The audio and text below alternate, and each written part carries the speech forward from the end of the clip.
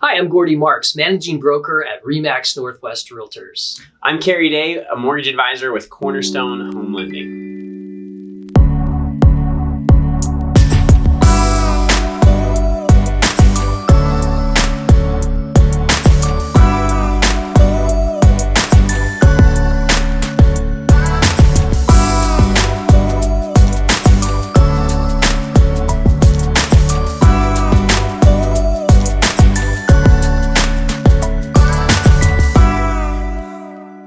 So you found your house. When does the money actually start changing hands between a buyer and a seller? Great question, Kerry. So the first thing that you need to think about is earnest money deposit. And that's just simply a deposit showing the seller that you're serious about purchasing their home. The amount of earnest money is typically negotiated between a buyer and a seller, but it's about 2 to 3% of the purchase price. And it's not an added cost.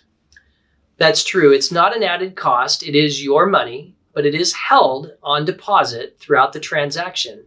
Then it's a credit at closing towards your down payment. One thing that's important to note about earnest money is it's typically due within 2 business days after your offer being accepted by the seller. So you need those funds towards the beginning of the transaction.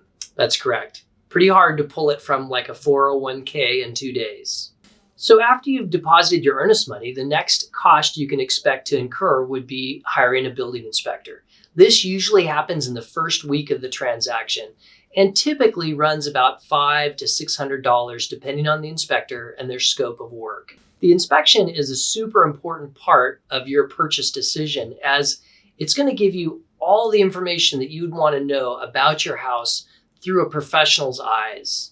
Since you don't buy a house every day, it's really wise to depend on a professional to help walk you through what you can expect in terms of upcoming maintenance and repairs. Once we've passed the building inspection, then the ball gets passed back to Kerry, and he's given the green light to order the appraisal. The appraisal is one of a handful of third-party services that you'll pay for as a buyer throughout the course of a transaction.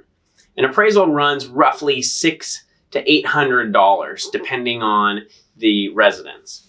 Title and escrow both run about $1,000 each. Again, all of these costs can change pretty significantly depending on the price of your home and your home details, but that gives you an idea. So another component of cost when you're buying a home are lender costs.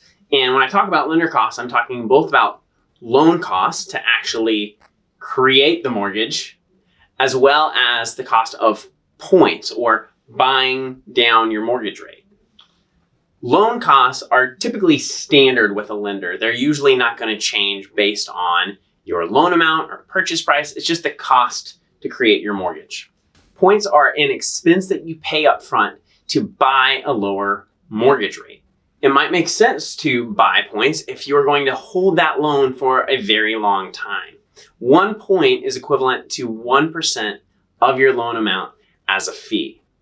The final cost, and yet maybe the most significant, is your down payment. So a down payment can be as much as 20%. A lot of people believe that you have to put 20% down to buy a home. That's not the case. Most down payment requirements are anywhere from 0 down to as little as 3, 3.5, or 5% down. And you're right, those funds are not due at the beginning of the transaction. Your earnest money is, and your earnest money is credited towards your down payment. So the remainder of your down payment would be due at the end of the transaction right before closing.